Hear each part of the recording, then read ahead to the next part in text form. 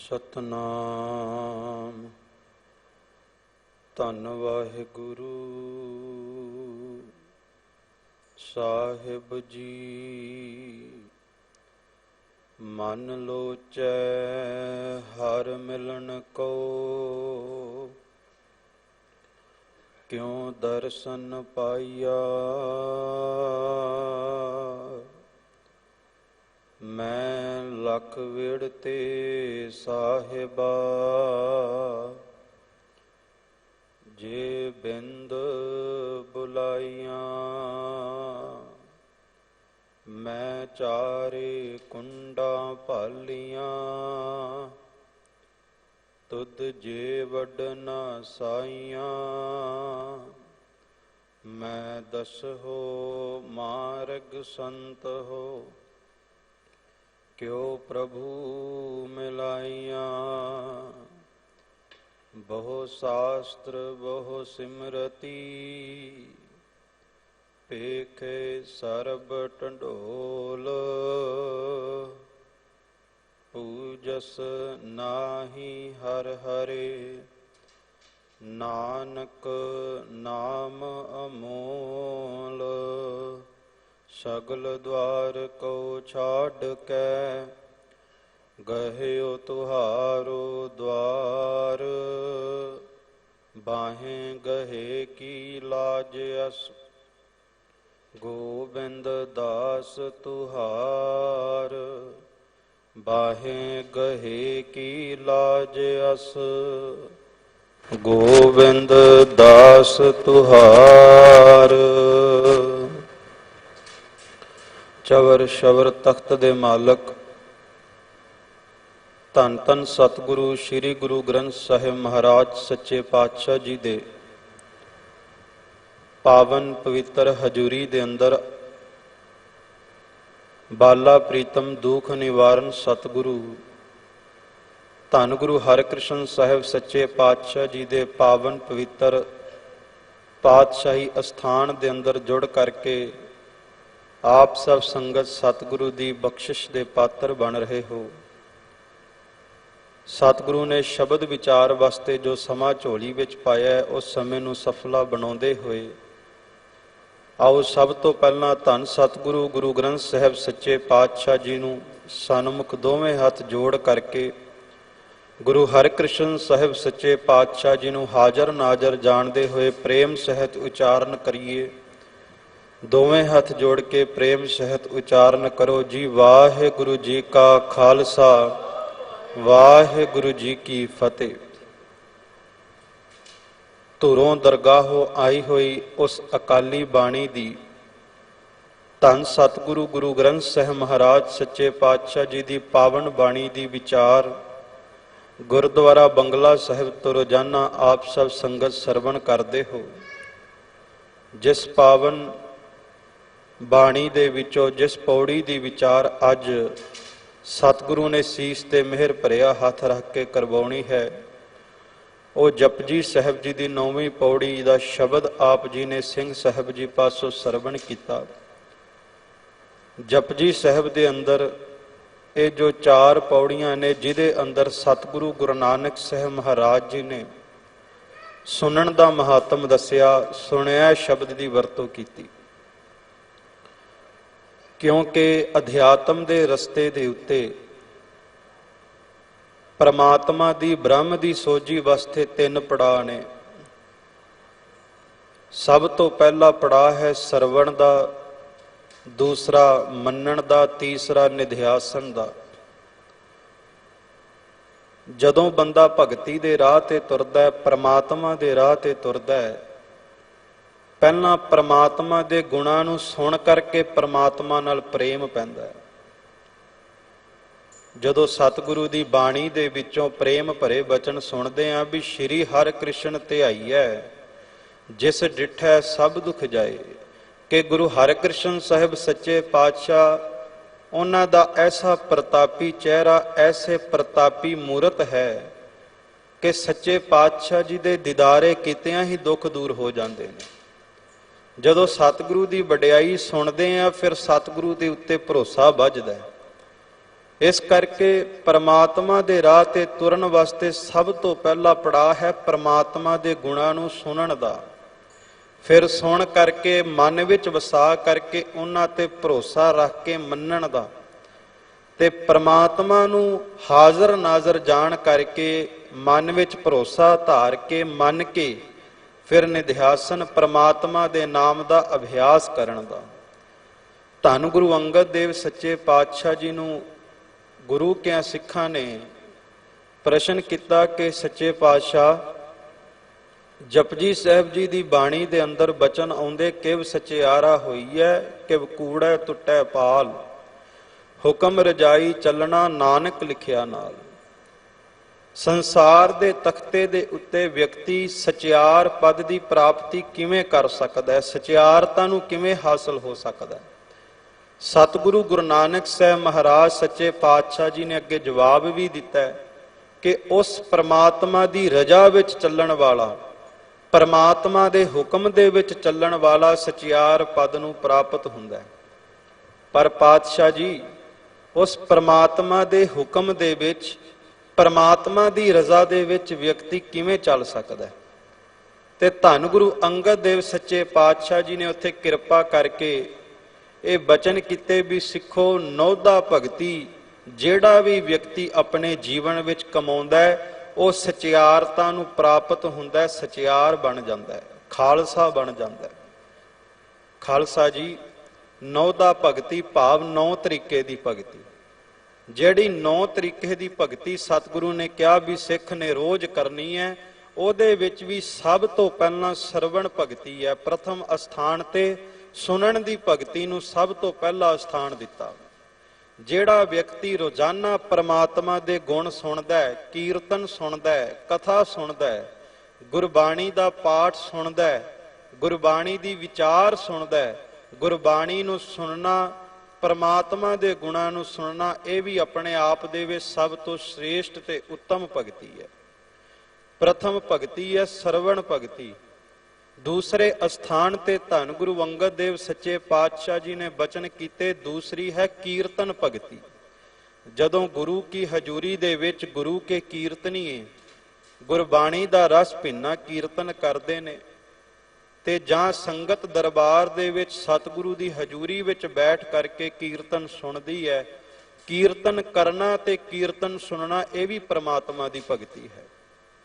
ਪਹਿਲੀ ਹੈ ਸਰਵਣ ਭਗਤੀ, ਫਿਰ ਕੀਰਤਨ ਭਗਤੀ, ਉਸ ਤੋਂ ਬਾਅਦ ਪਾਦ ਸੇਵਨ ਭਗਤੀ, ਭਾਵ ਕੀਰਤਨ ਸੁਣਨਾ, ਕੀਰਤਨ ਕਰਨਾ, ਪ੍ਰਮਾਤਮਾ ਦੇ ਗੁਣਾਂ ਨੂੰ ਸੁਣਨਾ, ਪ੍ਰਮਾਤਮਾ ਦੀ ਸਿਫਤ ਕਰਨਾ। ਉਸ ਤੋਂ ਬਾਅਦ ਪਾਦ ਸੇਵਨ ਭਗਤੀ, ਭਾਵ ਅਕਾਲ ਪੁਰਖ ਵਾਹਿਗੁਰੂ ਪਰਮਾਤਮਾ ਦੇ ਚਰਨ ਉਹ ਸਦਾ ਆਪਣੇ ਹਿਰਦੇ ਦੇ ਵਿੱਚ ਵਸਾ ਕੇ ਰੱਖਣੇ। ਗੁਰ ਕੀ ਮੂਰਤ ਮਨ ਮਹਿ ਧਿਆਨ, ਇਸ ਤਰ੍ਹਾਂ ਪਾਦ ਸੇਵਨ ਭਗਤੀ। ਤੇ ਫਿਰ ਉਸ ਤੋਂ ਬਾਅਦ ਬੰਦਨਾ ਭਗਤੀ, ਕਿ ਰੋਜ਼ਾਨਾ ਗੁਰੂ ਦਰਬਾਰ ਦੇ ਵਿੱਚ ਜਾ ਕਰਕੇ ਬੰਦਨਾ, ਹਰ ਬੰਦਨਾ ਗੁਣ ਗਾਵੋ ਗੋਪਾਲ ਰਾਏ, ਉਸ ਅਕਾਲ ਪੁਰਖ ਵਾਹਿਗੁਰੂ ਪਰਮਾਤਮਾ ਦੇ ਅੱਗੇ ਡੰਡੌਤ ਕਰਨੀ, ਪਰਮਾਤਮਾ ਅੱਗੇ ਬੰਦਨਾ ਕਰਨੀ, ਪਰਮਾਤਮਾ ਅੱਗੇ ਝੁਕ ਕਰਕੇ ਪਰਮਾਤਮਾ ਦੀ ਸਿਫਤ ਕਰਨੀ, ਪਰਮਾਤਮਾ ਦੇ ਗੁਣ ਗਾਉਣੇ। ਬੰਦਨਾ ਭਗਤੀ, ਅਰਚਨ ਭਗਤੀ, ਸਖਾ ਭਗਤੀ, ਆਤਮ ਨਿਵੇਦਨ ਭਗਤੀ, ਦਾਸ ਭਗਤੀ, ਪ੍ਰੇਮਾ ਭਗਤੀ। ਸੋ ਨੌਦਾ ਭਗਤੀ ਦੇ ਵਿੱਚ ਵੀ ਸਭ ਤੋਂ ਪਹਿਲੇ ਸਥਾਨ ਤੇ ਸਤਿਗੁਰੂ ਗੁਰੂ ਅੰਗਦ ਦੇਵ ਸੱਚੇ ਪਾਤਸ਼ਾਹ ਜੀ ਮਹਾਰਾਜ ਜੀ ਨੇ ਸਰਵਣ ਭਗਤੀ ਨੂੰ ਰੱਖਿਆ ਕਿ ਸੁਣਨ ਦੀ ਭਗਤੀ ਸਭ ਤੋਂ ਵੱਡੀ ਭਗਤੀ ਹੈ। ਇਸੇ ਕਰਕੇ ਰੋਜ਼ਾਨਾ ਗੁਰ ਸ਼ਬਦ ਦੀ ਵਿਚਾਰ ਕਰਦੇ ਹੋਏ ਸਤਿਗੁਰੂ ਦੇ ਵਜ਼ੀਰ, ਸਤਿਗੁਰੂ ਦੇ ਸੇਵਕ ਇਸ ਗੱਲ ਦੇ ਉੱਤੇ ਬਾਰ-ਬਾਰ ਜ਼ੋਰ ਦਿੰਦੇ ਕਿ ਭਾਈ ਸਿੱਖੋ, ਰੋਜ਼ਾਨਾ ਗੁਰੂ ਦਰਬਾਰ ਵਿੱਚ ਜਾ ਕਰਕੇ ਗੁਰਬਾਣੀ ਦਾ ਕੀਰਤਨ ਸੁਣਨਾ, ਗੁਰਬਾਣੀ ਦੀ ਗੁਰ ਸ਼ਬਦ ਦੀ ਵਿਚਾਰ ਸੁਣਨੀ, ਕਿਉਂਕਿ ਗੁਰ ਸ਼ਬਦ ਦੀ ਵਿਚਾਰ ਨੇ ਹੀ ਇਸ ਸੰਸਾਰ ਦੇ ਜੀਵ ਨੂੰ ਸਚਿਆਰ ਬਣਾਉਣਾ ਤੇ ਸਾਨੂੰ ਅਲਪੱਗ ਜੀਵਾਂ ਨੂੰ ਸਚਿਆਰ ਪਦ ਦੀ ਪ੍ਰਾਪਤੀ ਕਰਾਉਣੀ ਹੈ। ਤੇ ਜੋ ਸਚਿਆਰ ਪਦ ਦੀ ਪ੍ਰਾਪਤੀ ਕਰਦਾ ਹੈ ਉਹੀ ਅਸਲ ਮਾਇਨੇ ਦੇ ਵਿੱਚ ਖਾਲਸਾ ਕਹਾਉਂਦਾ ਹੈ। ਕਿਉਂਕਿ ਜਿਹੜਾ ਸਚਿਆਰ ਹੈ, ਸਚਿਆਰ ਦਾ ਹੀ ਜੋ ਸਤਿਗੁਰੂ ਸੱਚੇ ਪਾਤਸ਼ਾਹ ਜੀ ਨੇ ਕਿਰਪਾ ਕਰਕੇ ਰੂਪ ਦਿੱਤਾ, ਉਹ ਖਾਲਸੇ ਦਾ ਰੂਪ ਦਿੱਤਾ। ਅਤੇ ਮਹਾਨ ਕੋਸ਼ ਦੇ ਅੰਦਰ ਭਾਈ ਕਾਹਨ ਸਿੰਘ ਨਾਭਾ ਜੀ ਨੇ 4 ਤਰ੍ਹਾਂ ਦੇ ਦਰਸ਼ਨਾਂ ਦਾ ਜ਼ਿਕਰ ਕੀਤਾ। ਜਿੱਥੇ 9 ਤਰ੍ਹਾਂ ਦੀ ਭਗਤੀ ਹੈ, ਉੱਥੇ 4 ਤਰ੍ਹਾਂ ਦੇ ਦਰਸ਼ਨ ਨੇ। ਉਹਦੇ ਵਿੱਚ ਸਭ ਤੋਂ ਪਹਿਲੇ ਦਰਸ਼ਨ ਦੇ ਵਿੱਚ ਸਰਵਣ ਦਰਸ਼ਨ ਮੰਨਿਆ ਗਿਆ ਕਿ ਪਰਮਾਤਮਾ ਦੇ ਗੁਣਾਂ ਨੂੰ ਸੁਣ ਕਰਕੇ ਵੀ ਪਰਮਾਤਮਾ ਦੇ ਦੀਦਾਰੇ ਹੁੰਦੇ।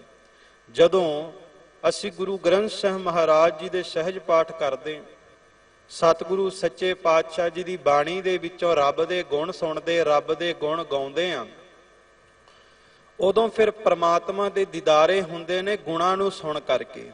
ਸਭ ਤੋਂ ਪਹਿਲਾਂ ਮੰਨਿਆ ਗਿਆ ਸਰਵਣ ਦਰਸ਼ਨ, ਦੂਸਰਾ ਮੰਨਿਆ ਗਿਆ ਚਿੱਤਰ ਦਰਸ਼ਨ। ਵੈਸੇ ਸਿੱਖ ਚਿੱਤਰ ਦਾ ਪੁਜਾਰੀ ਨਹੀਂ, ਪਰ ਕਿਸੇ ਚਿੱਤਰ ਨੂੰ ਵੇਖ ਕਰਕੇ ਗੁਰੂ ਨੂੰ ਯਾਦ ਆ ਜਾਣਾ, ਇਸ ਨੂੰ ਚਿੱਤਰ ਦਰਸ਼ਨ ਵੀ ਮੰਨਿਆ ਜਾਂਦਾ। ਸੋ ਦੂਸਰਾ ਚਿੱਤਰ ਦਰਸ਼ਨ, ਤੀਸਰਾ ਸੁਪਨ ਦਰਸ਼ਨ, ਕਿ ਸੁਪਨੇ ਦੇ ਵਿੱਚ ਵੀ ਪਰਮਾਤਮਾ ਦੀ ਕਿਰਪਾ ਰਹਿਮਤ ਦੇ ਨਾਲ ਕਈ ਵਾਰ ਸੁਰਤ ਦੇ ਵਿੱਚ, ਸੁਪਨੇ ਦੇ ਵਿੱਚ ਗੁਰੂ ਜੋਤ ਦੇ, ਗੁਰ ਸ਼ਬਦ ਦੇ ਦੀਦਾਰੇ ਹੋ ਜਾਣਾ। ਜੋ ਸਿੱਖ ਅਭਿਆਸੀ ਨੇ, ਬਾਣੀ ਪੜ੍ਹਦੇ ਨੇ, ਸਿਮਰਨ ਕਰਦੇ ਨੇ, ਉਹ ਇਹ ਅਕਸਰ ਆਪਣੇ ਜੀਵਨ ਵਿੱਚ ਅਨੁਭਵ ਕਰਦੇ ਕਿ ਬਾਣੀ ਪੜ੍ਹਨ ਵਾਲੇ ਗੁਰਸਿੱਖ, ਅਭਿਆਸ ਕਰਨ ਵਾਲੇ ਗੁਰਸਿੱਖ ਜਦੋਂ ਨੀਂਦ ਵਿੱਚ ਹੁੰਦੇ ਨੇ, ਸੁਪਨੇ ਵਿੱਚ ਹੁੰਦੇ ਨੇ, ਤਾਂ ਕਈ ਅਭਿਆਸੀ ਸਿੱਖ ਸੁਪਨਿਆਂ ਦੇ ਵਿੱਚ ਵੀ ਗੁਰੂ ਘਰ ਆ ਕਰਕੇ ਸੇਵਾ ਵਿੱਚ ਹੀ ਜੁਟੇ ਰਹਿੰਦੇ ਨੇ। ਕਈ ਅਭਿਆਸੀ ਸਿੱਖ ਸੁਪਨਿਆਂ ਦੇ ਵਿੱਚ ਵੀ ਗੁਰ ਅਸਥਾਨਾਂ ਦੇ ਦੀਦਾਰੇ ਕਰਦੇ ਨੇ। ਸੋ ਇਸੇ ਕਰਕੇ ਪਹਿਲਾ ਸਰਵਣ ਦਰਸ਼ਨ, ਚਿੱਤਰ ਦਰਸ਼ਨ, ਸੁਪਨ ਦਰਸ਼ਨ ਤੇ ਫਿਰ ਪ੍ਰਤੱਖ ਦਰਸ਼ਨ। ਪਰ ਮੇਰੇ ਕਹਿਣ ਤੋਂ ਭਾਵ ਕਿ ਇੱਥੇ ਵੀ ਸਭ ਤੋਂ ਪਹਿਲਾਂ ਸਰਵਣ ਨੂੰ ਭਾਵ ਸੁਣਨ ਨੂੰ ਮਹਾਤਮ ਦਿੱਤਾ ਕਿ ਸੁਣਨ ਦਾ ਬਹੁਤ ਵੱਡਾ ਮਹਾਤਮ ਹੈ। ਉਸੇ ਮਹਾਤਮ ਨੂੰ ਦਰਸਾਉਂਦੇ ਹੋਏ ਧੰਨ ਗੁਰੂ ਨਾਨਕ ਸਾਹਿਬ ਸੱਚੇ ਪਾਤਸ਼ਾਹ ਜੀ ਮਹਾਰਾਜ ਜੀ ਨੇ ਇਹ 4 ਪੌੜੀਆਂ ਸੁਣਨ ਦੇ ਉੱਤੇ ਦੱਸੀਆਂ ਵੀ ਸੁਣਨ ਦਾ ਮਹਾਤਮ ਕੀ ਹੈ। ਤੇ ਇਨ੍ਹਾਂ 4 ਪੌੜੀਆਂ ਦੇ ਵਿੱਚ ਸਤਿਗੁਰੂ ਗੁਰੂ ਨਾਨਕ ਸਾਹਿਬ ਮਹਾਰਾਜ ਨੇ ਇਹੀ ਦੱਸਿਆ ਕਿ ਜਿਹੜਾ ਪ੍ਰਮਾਤਮਾ ਦੇ ਨਾਮ ਨੂੰ ਸੁਣਦਾ ਹੈ, ਪ੍ਰਮਾਤਮਾ ਦੇ ਗੁਣਾਂ ਨੂੰ ਸੁਣਦਾ ਹੈ, ਉਹੀ ਸਿੱਧਾਂ ਪੀਰਾਂ ਜੋਗੀਆਂ ਦੀ ਪਦਵੀ ਨੂੰ ਪ੍ਰਾਪਤ ਹੁੰਦਾ ਹੈ। ਉਹਦੇ ਅੰਦਰ ਹੀ ਸਤ ਦਾ ਨਿਵਾਸ ਹੁੰਦਾ ਹੈ। ਸਤ ਸਾਚ ਸ਼੍ਰੀ ਨਿਵਾਸ, ਆਦ ਪੁਰਖ ਸਦਾ ਤੁਹੀ, ਵਾਹਿਗੁਰੂ ਵਾਹਿਗੁਰੂ ਵਾਹਿਗੁਰੂ ਵਾਹਿ ਜੀਓ।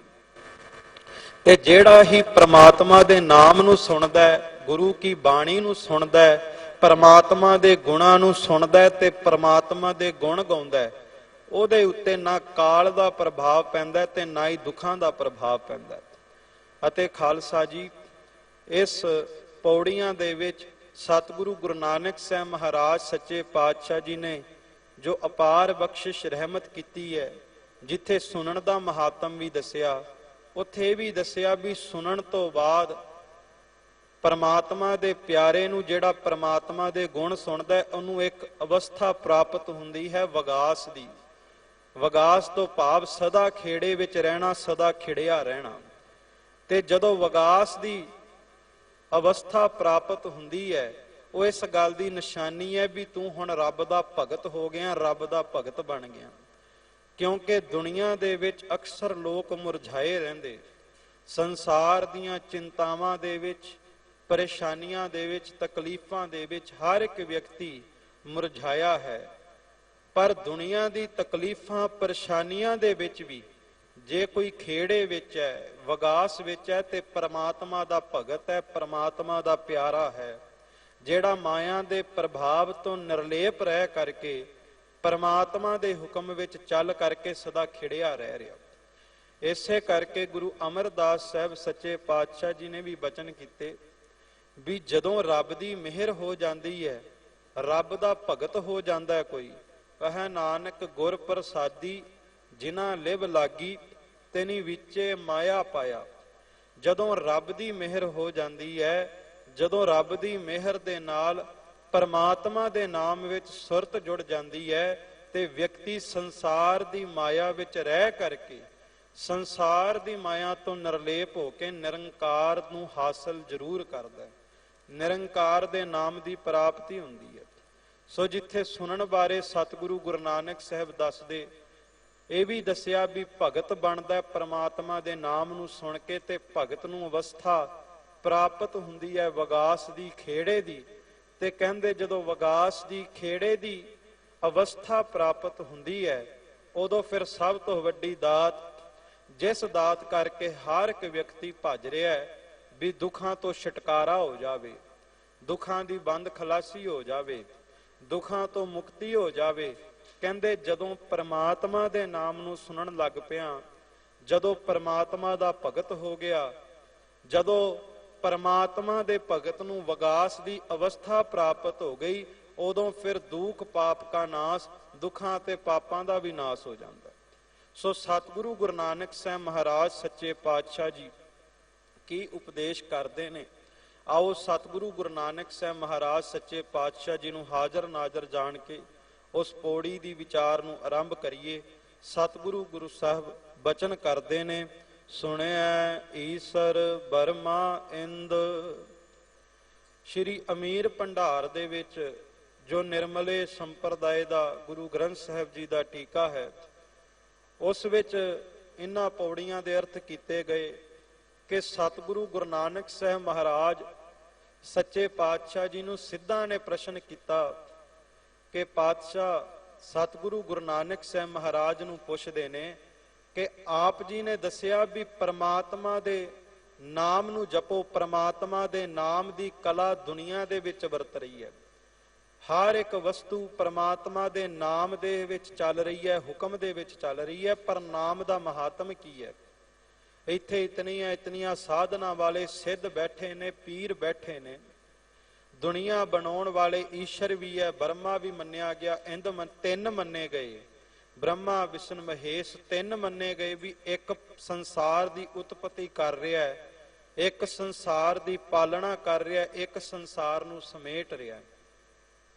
ਤੇ ਸਤਿਗੁਰੂ ਗੁਰੂ ਨਾਨਕ ਸਾਹਿਬ ਮਹਾਰਾਜ ਨੇ ਕਿਹਾ ਵੀ ਭਾਵੇਂ ਤਿੰਨਾਂ ਦੀ ਉਥਾਨ ਕਹ ਦਿੱਤੀ ਜਾਂਦੀ ਹੈ, ਤਿੰਨ ਮੰਨੇ ਜਾਂਦੇ, ਪਰ ਅਸਲ ਮਾਇਨੇ ਵਿੱਚ ਉਹ ਪਰਮਾਤਮਾ ਖੁਦ ਹੀ ਹੈ ਜੋ ਸੰਸਾਰ ਦੀ ਉਤਪਤੀ ਵੀ ਕਰ ਰਿਹਾ ਹੈ, ਸੰਸਾਰ ਦੀ ਪਾਲਣਾ ਵੀ ਕਰ ਰਿਹਾ, ਸੰਸਾਰ ਨੂੰ ਸਮੇਟ ਵੀ ਰਿਹਾ। ਇੱਕ ਓੰਕਾਰ, ਓੰਕਾਰ ਦਾ ਭਾਵ ਹੀ ਹੈ ਵੀ ਉਤਪਤੀ ਵੀ ਖੁਦ ਕਰਦਾ ਹੈ, ਪਾਲਣਾ ਵੀ ਖੁਦ ਕਰਦਾ ਹੈ ਤੇ ਸਮੇਟਦਾ ਵੀ ਖੁਦ ਹੈ। ਪਰ ਸਿੱਧ ਕਹਿੰਦੇ ਦੁਨੀਆ ਵਿੱਚ ਤਿੰਨ ਕਿਉਂ ਮੰਨੇ ਗਏ? ਤੇ ਸਤਿਗੁਰੂ ਗੁਰੂ ਨਾਨਕ ਸਾਹਿਬ ਮਹਾਰਾਜ ਕਹਿੰਦੇ ਸਿੱਧੋ, ਜਦੋਂ ਪਰਮਾਤਮਾ ਦੇ ਨਾਮ ਨੂੰ, ਪਰਮਾਤਮਾ ਦੇ ਹੁਕਮ ਨੂੰ, ਪਰਮਾਤਮਾ ਦੀ ਰਜ਼ਾ ਨੂੰ ਸੁਣਨ ਦਾ ਯਤਨ ਕਰਾਂਗੇ, ਉਦੋਂ ਫਿਰ ਸੰਸਾਰ ਦੀ ਉਤਪਤੀ, ਸੰਸਾਰ ਦੀ ਪਾਲਣ ਪੋਸ਼ਣ ਤੇ ਸੰਸਾਰ ਨੂੰ ਸਮੇਟਣ ਵਾਲਿਆਂ ਦੇ ਵੀ ਭੇਦ ਖੁੱਲ ਜਾਂਦੇ ਨੇ। ਭਾਵ ਈਸ਼ਰ, ਬਰਮਾ, ਇੰਦ, ਇਹਨਾਂ ਦੀ ਵੀ ਭੇਦ ਖੁੱਲ ਜਾਂਦੇ ਨੇ। ਇਨਸਾਨ ਨੂੰ ਪਤਾ ਲੱਗ ਜਾਂਦਾ ਹੈ ਵੀ ਇਹ ਤਿੰਨੇ ਉਸ ਪਰਮਾਤਮਾ ਦੇ ਹੁਕਮ ਵਿੱਚ, ਪਰਮਾਤਮਾ ਦੀ ਰਜ਼ਾ ਦੇ ਵਿੱਚ ਚੱਲ ਰਹੇ ਨੇ। ਅਮੀਰ ਭੰਡਾਰ ਦੇ ਵਿੱਚ ਇਹ ਵੀ ਉਥਾਨ ਕਾਈ ਹੈ, ਇਹ ਵੀ ਅਰਥ ਦਿੱਤੇ ਗਏ ਕਿ ਜੋ ਤਿੰਨ ਸ਼ਕਤੀਆਂ ਸੰਸਾਰ ਵਿੱਚ ਮੰਨੀਆਂ ਜਾਂਦੀਆਂ ਸੀ, ਅਸਲ ਵਿੱਚ ਇਹ ਤਿੰਨ ਸ਼ਕਤੀਆਂ ਵੀ ਪਰਮਾਤਮਾ ਦੇ ਨਾਮ ਨੂੰ, ਪਰਮਾਤਮਾ ਨੇ ਹੁਕਮ ਨੂੰ ਸੁਣ ਕਰਕੇ ਹੋਂਦ ਵਿੱਚ ਆਈਆਂ। ਪਰਮਾਤਮਾ ਦੇ ਹੁਕਮ ਤੋਂ ਬਿਨਾਂ, ਪਰਮਾਤਮਾ ਦੇ ਨਾਮ ਤੋਂ ਬਿਨਾਂ ਕੋਈ ਵੀ ਸ਼ਕਤੀ ਆਪਣੇ ਆਪ ਪ੍ਰਗਟ ਨਹੀਂ ਹੁੰਦੀ। ਹਰ ਇੱਕ ਤਾਕਤ ਦੁਨੀਆ ਦੀ, ਹਰ ਇੱਕ ਸ਼ਕਤੀ ਦੁਨੀਆ ਦੀ, ਉਹ ਪਰਮਾਤਮਾ ਦੇ ਅਕਾਲ ਪੁਰਖ ਵਾਹਿਗੁਰੂ ਦੇ ਨਾਮ ਦੇ ਹੁਕਮ ਦੇ ਰਜ਼ਾ ਦੇ ਵਿੱਚ ਚੱਲ ਰਹੀ ਹੈ, ਪਰਮਾਤਮਾ ਦੇ ਭਾਣੇ ਵਿੱਚ ਚੱਲ ਰਹੀ ਹੈ। ਇਸੇ ਕਰਕੇ ਸਤਿਗੁਰੂ ਗੁਰੂ ਗੋਬਿੰਦ ਸਿੰਘ ਮਹਾਰਾਜ ਕਲਗੀਧਰ ਪਾਤਸ਼ਾਹ ਜੀ ਨੇ ਬਚਨ ਕੀਤੇ, ਤੁਈ ਰਾਜ਼ ਰੋਜ਼ੀ ਦੇਹੋ ਦਸਤਗੀਰ, ਕਰੀਮੇ ਖਤਾ ਬਖਸ਼ ਦਾਨਸ ਪਜ਼ੀਰ। ਕਲਗੀਧਰ ਸੁਆਮੀ ਗੁਰੂ ਗੋਬਿੰਦ ਸਿੰਘ ਮਹਾਰਾਜ ਸੱਚੇ ਪਾਤਸ਼ਾਹ ਕਹਿੰਦੇ ਕਿ ਸਿੱਖੋ, ਦੁਨੀਆ ਦੇ ਵਿੱਚ ਜੇ ਕੋਈ ਜਨਮ ਦੇ ਰਿਹਾ ਤੇ ਪਰਮਾਤਮਾ ਨੇ ਦਿੱਤਾ, ਤੇ ਜੇ ਪਾਲਣ ਪੋਸ਼ਣ ਕੀਤਾ ਪਰਮਾਤਮਾ ਨੇ ਕੀਤਾ। ਤੂੰ ਹੀ ਰਾਜ਼ ਰੋਜ਼ੀ ਦੇਹੋ ਦਸਤਗੀਰ, ਜਨਮ ਦੇਣ ਵਾਲਾ ਵੀ ਤੂੰ ਹੀ ਹੈ, ਰੋਜ਼ੀ ਦੇਣ ਵਾਲਾ ਵੀ ਤੂੰ ਹੀ ਹੈ। ਇਨਸਾਨ ਨੂੰ ਛਕਣ ਵਾਸਤੇ ਭੋਜਨ ਦੇਣ ਵਾਲਾ ਵੀ ਤੂੰ ਹੀ ਹੈ, ਪਹਿਨਣ ਵਾਸਤੇ ਵਸਤਰ ਦੇਣ ਵਾਲਾ ਵੀ ਤੂੰ ਹੀ ਹੈ। ਤੇ ਕੇਵਲ ਰੋਜ਼ੀ ਹੀ ਨਹੀਂ ਦਿੰਦਾ, ਰਿਜ਼ਕ ਹੀ ਨਹੀਂ ਦਿੰਦਾ। ਸਤਿਗੁਰੂ ਕਲਗੀਧਰ ਪਾਤਸ਼ਾਹ ਗੁਰੂ ਗੋਬਿੰਦ ਸਿੰਘ ਕਹਿੰਦੇ ਪਰਮਾਤਮਾ ਏਡਾ ਦਿਆਲੂ ਕਿਰਪਾਲੂ ਹੈ, ਕਰੀਮੇ ਖਤਾ ਬਖਸ਼ ਦਾਨਸ ਪਜ਼ੀਰ। ਇਨਸਾਨ ਰੋਜ਼ਾਨਾ ਬੇਅੰਤ ਭੁੱਲਾਂ ਕਰਕੇ ਬੇਅੰਤ ਪਾਤਸ਼ਾਹ ਮਾਲਕ ਦੇ ਦਰਬਾਰ ਵਿੱਚ ਆਉਂਦਾ ਹੈ ਤੇ ਅਕਾਲ ਪੁਰਖ ਵਾਹਿਗੁਰੂ ਸਤਿਗੁਰੂ ਗੁਰੂ ਹਰਿਕ੍ਰਿਸ਼ਨ ਸਾਹਿਬ ਸੱਚੇ ਪਾਤਸ਼ਾਹ ਇੱਕ ਵਾਰ ਵੀ ਸਾਡੀ ਭੁੱਲ ਦੁਹਰਾਉਂਦੇ ਨਹੀਂ। ਕੋਈ ਵਿਅਕਤੀ ਭੁੱਲ ਕਰਕੇ ਸਤਿਗੁਰੂ ਦੇ ਦਰਬਾਰ ਵਿੱਚ ਝੁਕ ਜਾਵੇ ਤੇ ਮਹਾਰਾਜ ਹਰ ਇੱਕ ਭੁੱਲ ਨੂੰ ਬਖਸ਼ ਕਰਕੇ ਸਿੱਖ ਦੀ ਝੋਲੀ ਵਿੱਚ ਦਾਤ ਪਾ ਦਿੰਦੇ ਨੇ।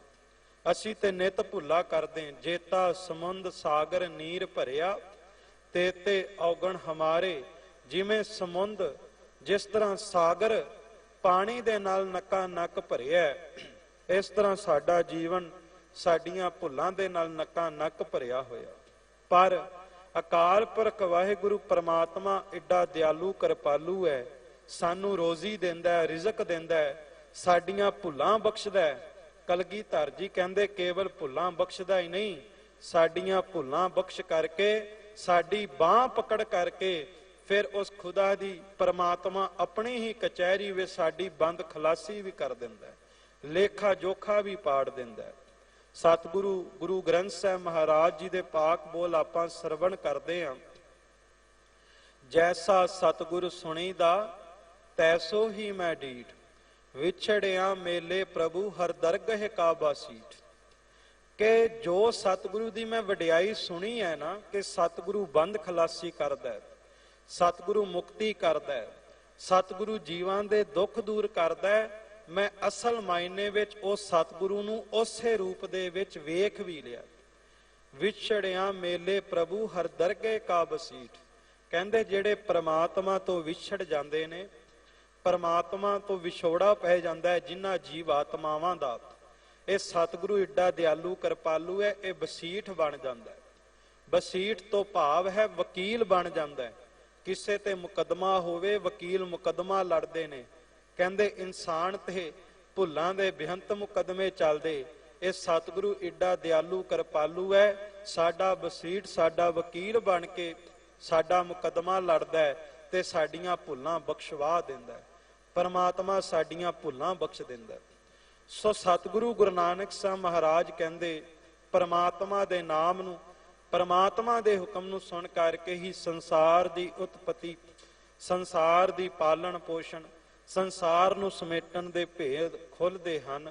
ਅੱਗੇ ਧੰਨ ਗੁਰੂ ਨਾਨਕ ਸਾਹਿਬ ਮਹਾਰਾਜ ਬਚਨ ਕਰਦੇ ਨੇ, ਸੁਣਿਐ ਮੁਖ ਸਾਲਾਹਣ ਮੰਦ। ਧੰਨ ਗੁਰੂ ਨਾਨਕ ਸਾਹਿਬ ਮਹਾਰਾਜ ਸੱਚੇ ਪਾਤਸ਼ਾਹ ਬਚਨ ਕਰਦੇ, ਇਹ ਨਾਮ ਦੀ ਵਡਿਆਈ ਹੈ, ਨਾਮ ਦਾ ਮਹੱਤਮ ਹੈ। ਜਿਹੜਾ ਪਰਮਾਤਮਾ ਦੇ ਗੁਣਾਂ ਨੂੰ ਸੁਣਦਾ ਹੈ, ਪਰਮਾਤਮਾ ਦੇ ਨਾਮ ਨੂੰ ਸੁਣਦਾ ਹੈ, ਪਰਮਾਤਮਾ ਦੀ ਸਿਫਤ ਨੂੰ ਸੁਣਦਾ ਹੈ, ਕਹਿੰਦੇ ਜਿਸ ਵਿਅਕਤੀ ਦਾ ਜੋ ਮੁਖ ਹੈ, ਜੋ ਰਸਨਾ ਕਦੇ ਨਾਮ ਨਹੀਂ ਜਪਦੀ, ਪਰਮਾਤਮਾ ਨੇ ਇਹ ਜ਼ਬਾਨ ਦਿੱਤੀ, ਇਹ ਰਸਨਾ ਦਿੱਤੀ, ਪਰ ਇਸ ਜ਼ਬਾਨ ਰਾਹੀਂ ਵਿਅਕਤੀ ਹਰ ਵਕਤ ਬੁਰਿਆਈ ਬੋਲਦਾ ਜਾਂ ਇੱਕ ਦੂਸਰੇ ਦੀ ਨਿੰਦਿਆ ਕਰਦਾ, ਫਿੱਕੇ ਬੋਲ ਬੋਲਦਾ। ਪਰ ਜਦੋਂ ਪਰਮਾਤਮਾ ਦੇ ਨਾਮ ਨੂੰ ਸੁਣਦਾ ਹੈ, ਪਰਮਾਤਮਾ ਦੀ ਸਿਫਤ ਨੂੰ ਸੁਣਦਾ ਹੈ, ਕਹਿੰਦੇ ਇਹ ਜ਼ਬਾਨ ਵੀ ਪਰਮਾਤਮਾ ਦੇ ਗੁਣ ਗਾਣ ਲੱਗ ਪੈਂਦੀ। ਜਿਸ ਤਰ੍ਹਾਂ ਧੰਨ ਗੁਰੂ ਗੋਬਿੰਦ ਸਿੰਘ ਮਹਾਰਾਜ ਜੀ ਦਾ ਆਪਾਂ ਬਚਨ ਕਬਿਓ ਬਾਚ ਬੇਨਤੀ ਚੌਪਈ ਸਾਹਿਬ ਵਿੱਚ ਪੜ੍ਹਦੇ ਹਾਂ, ਸੁਣੈ ਗੁੰਗ ਜੋ ਯਾਹੇ ਸੁਰਸਨਾ ਪਾਵਈ, ਸੁਣੈ ਮੂੜ ਚਿਤ ਲਾਏ ਚਤੁਰਤਾ ਆਵਈ, ਦੁਖ ਦਰਦ ਭਉ ਨਿਕਟ ਨਾ ਤਿਨ ਨਰ ਕੇ ਰਹੈ, ਹੋ ਜੋ ਯਾ ਕੀ ਏਕ ਬਾਰ ਚੌਪਈ ਕੋ ਕਹੈ। ਧੰਨ ਗੁਰੂ ਗੋਬਿੰਦ ਸਿੰਘ ਮਹਾਰਾਜ ਕਲਗੀਧਰ ਜੀ ਨੇ ਪ੍ਰਤੱਖ ਕਰ ਦਿੱਤਾ ਕਿ ਸਿੱਖੋ ਪਰਮਾਤਮਾ ਦੀ ਸਿਫਤ ਜਿਹੜਾ ਸੁਣਦਾ ਹੈ, ਜਿਹੜਾ ਪਰਮਾਤਮਾ ਦੀ ਵਡਿਆਈ ਸੁਣਦਾ ਹੈ, ਕਹਿੰਦੇ ਭਾਵੇਂ ਗੂੰਗਾ ਵੀ ਹੋਵੇ, ਪਰਮਾਤਮਾ ਦੇ ਨਾਮ ਨੂੰ ਸੁਣ ਕਰਕੇ ਉਸ ਨੂੰ ਬੋਲਣ ਦੀ ਤਾਕਤ ਮਿਲ ਜਾਂਦੀ। ਖਾਲਸਾ ਜੀ ਦੋਵੇਂ ਹੀ ਭਾਵ ਇਸ ਪੰਕਤੀ ਦੇ ਆਪਾਂ ਲੈ ਸਕਦੇ ਹਾਂ। ਧੰਨ ਗੁਰੂ ਹਰਿਕ੍ਰਿਸ਼ਨ ਸਾਹਿਬ ਸੱਚੇ ਪਾਤਸ਼ਾਹ ਜੀ ਦੇ ਦਰਬਾਰ ਦੇ ਵਿੱਚ ਜੁੜੇ ਹਾਂ ਤੇ ਸਤਿਗੁਰੂ ਗੁਰੂ ਹਰਿਕ੍ਰਿਸ਼ਨ ਸਾਹਿਬ ਮਹਾਰਾਜ ਸੱਚੇ ਪਾਤਸ਼ਾਹ ਜੀ ਦੀ ਵਡਿਆਈ ਹੈ ਵੀ ਇੱਥੇ ਸੰਸਾਰਕ ਤੌਰ ਤੇ ਜੋ ਬੋਲ ਨਹੀਂ ਸਕਦਾ, ਸੁਣ ਨਹੀਂ ਸਕਦਾ, ਛੱਜੂ ਝੀਵਰ ਦੇ ਸੀਸ ਦੇ ਉੱਤੇ ਗੁਰੂ ਹਰਿਕ੍ਰਿਸ਼ਨ ਸਾਹਿਬ ਆਪਣੀ ਮਿਹਰਾਂ ਭਰੀ ਛੜੀ ਟਿਕਾ ਦੇਣ, ਮਹਾਰਾਜ ਮਿਹਰ ਭਰੀ ਨਿਗਾਹ ਨਾਲ ਵੇਖ ਲੈਣ ਤੇ ਉਸ ਨੂੰ ਰੱਬ ਦੀ ਵਡਿਆਈ ਕਰਨ ਦੀ ਸਮਰੱਥਾ ਤਾਕਤ ਦੇ ਦਿੰਦੇ ਨੇ। ਪਰ ਤਾਂ ਜੇ ਉਹ ਸਤਿਗੁਰੂ ਦੀ ਹਜ਼ੂਰੀ ਦੇ ਵਿੱਚ ਬੈਠਦਾ। ਤੇ ਦੂਸਰਾ ਭਾਵ ਇਹ ਵੀ ਆਪਾਂ ਕਵਾਂਗੇ ਵੀ ਇਹ ਤਾਂ ਸੁਣੈ ਗੁੰਗ ਜੋ ਯਾਹੇ ਸੋ ਰਸਨਾ ਪਾਵੇ, ਵੀ ਜਿਹੜਾ ਗੁੰਗਾ ਉਹਨੂੰ ਜ਼ਬਾਨ ਮਿਲਦੀ, ਪਰ ਅਸੀਂ ਤਾਂ ਦੁਨਿਆਵੀ ਤੌਰ ਤੇ ਬੋਲ ਸਕਦੇ ਹਾਂ। ਪਰ ਗੁਰੂ ਨਾਨਕ ਸਾਹਿਬ ਦੇ ਘਰ ਦੇ ਵਿੱਚ ਹਰ ਉਹ ਵਿਅਕਤੀ ਗੂੰਗਾ ਹੀ ਮੰਨਿਆ ਜਾਂਦਾ ਹੈ ਜਿਹੜਾ ਅੰਮ੍ਰਿਤ ਵੇਲੇ ਉੱਠ ਕਰਕੇ ਵੀ ਜਪਜੀ ਸਾਹਿਬ ਦਾ ਪਾਠ ਨਹੀਂ ਕਰਦਾ, ਜਾਪ ਸਾਹਿਬ ਦਾ ਪਾਠ ਨਹੀਂ ਕਰਦਾ। ਤਉ ਪ੍ਰਸਾਦ ਸਵਈਏ ਕਬਿਓ ਬਾਚ ਬੇਨਤੀ ਚੌਪਈ ਸਾਹਿਬ ਆਨੰਦ ਸਾਹਿਬ ਦਾ ਪਾਠ ਨਹੀਂ ਕਰਦਾ, ਨਿਤਨੇਮ ਨਹੀਂ ਕਰਦਾ। ਜਿਹੜਾ ਵੀ ਵਿਅਕਤੀ ਉੱਠ ਕੇ ਨਾਮ ਨਹੀਂ ਜਪਦਾ, ਵਾਹਿਗੁਰੂ ਸਿਮਰਨ ਦਾ ਅਭਿਆਸ ਨਹੀਂ ਕਰਦਾ, ਉਹਨੂੰ ਰੱਬ ਦੇ ਘਰ ਦੇ ਵਿੱਚ ਗੂੰਗਾ ਹੀ ਮੰਨਿਆ ਜਾਂਦਾ। ਤੇ ਇਸ ਕਰਕੇ ਸਤਿਗੁਰੂ ਕਹਿੰਦੇ ਸੰਗਤ ਵਿੱਚ ਆ, ਸੰਗਤ ਦੀ ਘੜੀਆਂ ਦਾ ਆਨੰਦ ਮਾਣ, ਸੰਗਤ ਵਿੱਚ ਬੈਠ ਕਰਕੇ ਨਾਮ ਨੂੰ ਸੁਣ। ਆਪ ਸਾਰੇ ਅਨੁਭਵ ਕਰੋਗੇ ਵੀ ਜਦੋਂ ਸੰਗਤ ਵਿੱਚ ਆਉਂਦੇ ਆ, ਰੱਬ ਦੀ ਵਡਿਆਈ ਸੁਣਦੇ ਆ, ਗੁਰ ਸ਼ਬਦ ਦੀ ਵਿਚਾਰ ਸੁਣਦੇ ਆ ਨਾ, ਤੇ ਸਤਿਗੁਰੂ ਦੀ ਵਡਿਆਈ ਸੁਣਦੇ ਸੁਣਦੇ ਕਈ ਵਾਰ ਸਾਡੇ ਮੁਖੋਂ ਸਹਿਜ ਸੁਭਾਏ ਵਾਹਿਗੁਰੂ ਨਿਕਲ ਜਾਂਦਾ ਹੈ, ਵਾਹਿਗੁਰੂ ਸ਼ਬਦ ਨਿਕਲ ਜਾਂਦਾ ਹੈ ਸੰਗਤ ਵਿੱਚ ਆ ਕਰਕੇ। ਪਰ ਉਸ ਤਰ੍ਹਾਂ ਦਿਨ ਦੇ ਵਿੱਚ ਭਾਵੇਂ ਸਾਰਾ ਦਿਨ ਕੰਮਕਾਰ ਕਰਦੇ ਰਹੀਏ, ਕਈ ਵਾਰ ਚਾਹ ਕਰਕੇ ਵੀ ਵਾਹਿਗੁਰੂ ਨਹੀਂ ਨਿਕਲਦਾ। ਪਰ ਸੰਗਤ ਵਿੱਚ ਜਦੋਂ ਰੱਬ ਦੀ ਵਡਿਆਈ, ਰੱਬ ਦੀ ਸਿਫਤ ਸੁਣਦੇ ਆ, ਤੇ ਰੱਬ ਦੇ ਗੁਣਾਂ ਨੂੰ ਸੁਣ ਕਰਕੇ, ਪਰਮਾਤਮਾ ਦੀ ਸਿਫਤ ਸੁਣ ਕੇ ਕਈ ਸ਼ਰੀਰਾਂ ਦੇ ਮੁਖੋਂ ਸਹਿਜ ਸੁਭਾਏ ਵਾਹਿਗੁਰੂ ਨਿਕਲ ਜਾਂਦਾ ਹੈ, ਧੰਨ ਗੁਰੂ ਨਾਨਕ ਨਿਕਲ ਜਾਂਦਾ ਹੈ, ਧੰਨ ਗੁਰੂ ਹਰਿਕ੍ਰਿਸ਼ਨ ਸਾਹਿਬ ਨਿਕਲ ਜਾਂਦਾ ਹੈ। ਸੋ ਇਹ ਹੈ ਪ੍ਰਮਾਤਮਾ ਦੇ ਨਾਮ ਦੀ ਵਡਿਆਈ, ਪ੍ਰਮਾਤਮਾ ਦੀ ਸਿਫਤ ਸਲਾਹ ਦਾ ਮਹਾਤਮ, ਕਿ ਜਦੋਂ ਪ੍ਰਮਾਤਮਾ ਨੂੰ ਸੁਣਦੇ ਆ, ਪ੍ਰਮਾਤਮਾ ਦੀ ਵਡਿਆਈ ਨੂੰ ਸੁਣਦੇ ਆ, ਤੇ ਸਾਡੇ ਜ਼ੁਬਾਨ ਨੂੰ ਪ੍ਰਮਾਤਮਾ ਦੇ ਨਾਮ ਨੂੰ ਜਪਣ ਦੀ ਤਾਕਤ ਮਿਲ ਜਾਂਦੀ ਹੈ। ਤੇ ਗੁਰ ਪ੍ਰਸਾਦ ਤੋਂ ਬਿਨਾਂ ਪ੍ਰਮਾਤਮਾ ਦਾ ਨਾਮ ਨਹੀਂ ਜਪਿਆ ਜਾਂਦਾ, ਪ੍ਰਮਾਤਮਾ ਦੀ ਰਹਿਮਤ ਕਿਰਪਾ ਬਖਸ਼ਿਸ਼ ਤੋਂ ਬਿਨਾਂ ਨਾਮ ਨਹੀਂ ਜਪਿਆ ਜਾਂਦਾ। ਇਸੇ ਕਰਕੇ ਸਾਡੇ ਪੂਰਵਜਾਂ ਨੇ ਜਦੋਂ ਅਰਦਾਸ ਲਿਖੀ, ਤੇ ਅਰਦਾਸ ਦੇ ਵਿੱਚ ਜਿੱਥੇ ਇਹ ਮੰਗਾਂ ਕੀਤੀਆਂ ਵੀ ਸਿੱਖਾਂ ਨੂੰ ਸਿੱਖੀ ਦਾਨ, ਕੇਸ ਦਾਨ, ਰਹਿਤ ਦਾਨ, ਵਿਵੇਕ ਦਾਨ, ਵਿਸਾਹੋ ਦਾਨ, ਭਰੋਸਾ ਦਾਨ, ਉੱਥੇ ਸਭ ਤੋਂ ਵੱਡੀ ਅਨਮੋਲ ਦਾਤ ਦਾਨਾ ਸਿਰਦਾਨ ਨਾਮ ਦਾਨ ਦੀ ਵੀ ਮੰਗ ਕੀਤੀ ਕਿ ਸਤਿਗੁਰੂ ਜੀ ਸਿੱਖਾਂ ਨੂੰ ਨਾਮ ਜਪਣ ਦੀ ਦਾਤ ਦਿਓ, ਸਿੱਖ ਅੰਮ੍ਰਿਤ ਵੇਲੇ ਦਾ ਅਭਿਆਸੀ ਹੋਵੇ। ਸੋ ਧੰਨ ਗੁਰੂ ਨਾਨਕ ਸਾਹਿਬ ਮਹਾਰਾਜ ਸੱਚੇ ਪਾਤਸ਼ਾਹ ਕਹਿੰਦੇ ਪਰਮਾਤਮਾ ਦੀ ਸਿਫਤ, ਪਰਮਾਤਮਾ ਦੇ ਗੁਣਾਂ ਨੂੰ ਸੁਣ ਕੇ ਪਰਮਾਤਮਾ ਦੇ ਨਾਮ ਨੂੰ ਜਪਣ ਦੀ ਤਾਕਤ ਮਿਲਦੀ ਹੈ। ਸਾਡੇ ਮੁਖਾਂ ਦੇ ਵਿੱਚੋਂ ਪਰਮਾਤਮਾ ਦਾ ਨਾਮ ਉਹ ਲਿਆ ਜਾਂਦਾ ਹੈ।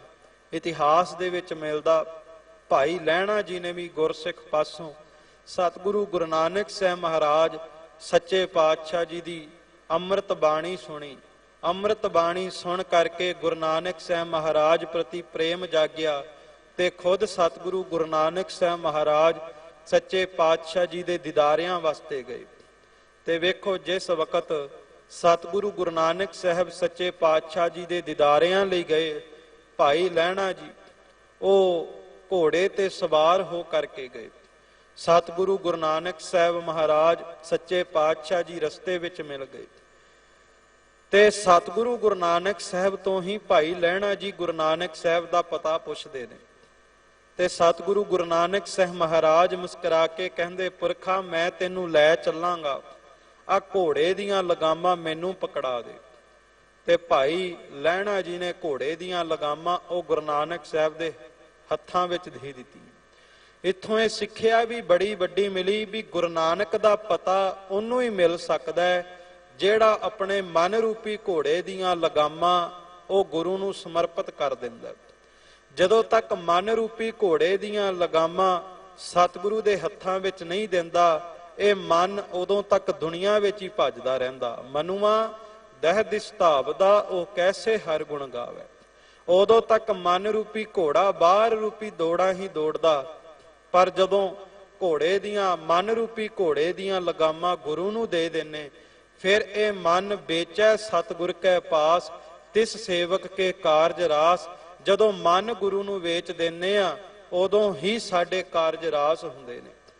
ਤੇ ਦੂਸਰਾ ਬਾਬਾ ਅਮਰਦਾਸ ਜੀ ਦੇ ਜੀਵਨ ਦੇ ਵਿੱਚੋਂ ਵੀ ਆਪ ਸਭ ਸੰਗਤਾਂ ਨੂੰ ਇਹ ਮਿਲਦਾ ਹੈ ਪੜ੍ਹਨ ਸੁਣਨ ਨੂੰ ਕਿ ਬਾਬਾ ਅਮਰਦਾਸ ਜੀ ਨੇ ਵੀ ਬੀਬੀ ਅਮਰੋ ਜੀ ਤੋਂ ਗੁਰੂ ਨਾਨਕ ਸਾਹਿਬ ਮਹਾਰਾਜ ਸੱਚੇ ਪਾਤਸ਼ਾਹ ਜੀ ਦਾ ਅੰਮ੍ਰਿਤ ਭਰਿਆ ਰਸ ਭਰਿਆ ਸ਼ਬਦ ਹੀ ਸਰਵਣ ਕੀਤਾ ਸੀ ਅੰਮ੍ਰਿਤ ਵੇਲੇ। ਜਿਸ ਵਕਤ ਧੰਨ ਸਤਿਗੁਰੂ ਗੁਰੂ ਨਾਨਕ ਸਾਹਿਬ ਮਹਾਰਾਜ ਸੱਚੇ ਪਾਤਸ਼ਾਹ ਜੀ ਦਾ ਸ਼ਬਦ ਸਰਵਣ ਕੀਤਾ, ਅੰਦਰ ਦਾਈ ਠੰਡ ਪੈ ਗਈ, ਅੰਦਰ ਤਾਈਂ ਨਾਮ ਦੀ ਕਲਾ ਵਰਤ ਗਈ। ਅੱਜ ਹੋ ਕੀ ਰਿਹਾ? ਅੱਜ ਹਰ ਇੱਕ ਵਿਅਕਤੀ ਕਹਿ ਰਿਹਾ ਹੈ ਕਲਯੁਗ ਹੈ, ਕਲਯੁਗ ਦਾ ਪ੍ਰਕੋਪ ਹੈ, ਹਰ ਪਾਸੇ ਅਗਨੀ ਫੈਲ ਰਹੀ ਹੈ, ਵਿਸ਼ੇ ਵਿਕਾਰਾਂ ਦੀ ਅੱਗ ਬਲ ਰਹੀ ਹੈ। ਪਰ ਖਾਲਸਾ ਜੀ ਇਸ ਕਲਯੁਗ ਦੇ ਵਿੱਚ ਜਿੰਨੇ ਸਾਧਨ ਬਾਣੀ ਸੁਣਨ ਦੇ ਨੇ, ਇੰਨੇ ਸਾਧਨ ਪੁਰਾਣੇ ਸਮੇਂ ਵਿੱਚ ਨਹੀਂ ਸਨ।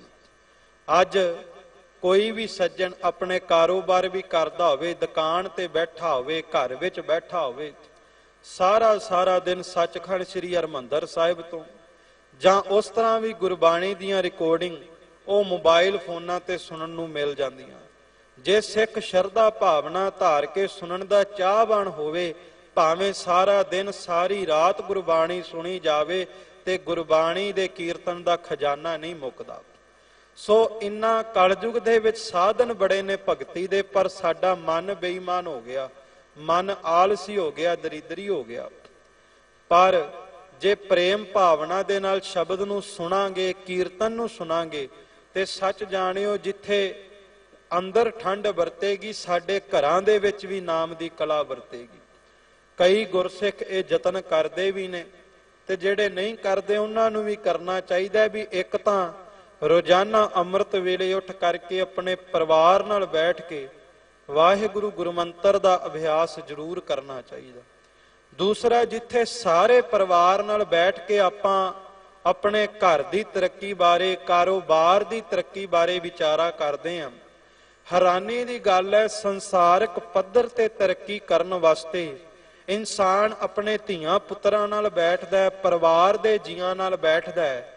ਸੰਸਾਰ ਦੀ ਤਰੱਕੀ ਵਾਸਤੇ ਤੇ ਧੀਆਂ ਪੁੱਤਰਾਂ ਨਾਲ ਵਿਚਾਰਾ ਕਰਦਾ ਹੈ, ਪਰ ਅਧਿਆਤਮਕ ਦੀ ਤਰੱਕੀ ਵਾਸਤੇ ਆਪਣੇ ਪਰਿਵਾਰ ਦੇ ਜੀਆਂ ਨਾਲ, ਧੀਆਂ ਪੁੱਤਰਾਂ ਨਾਲ ਵਿਅਕਤੀ ਘੱਟ ਹੀ ਬੈਠਿਆ ਕਰਦਾ।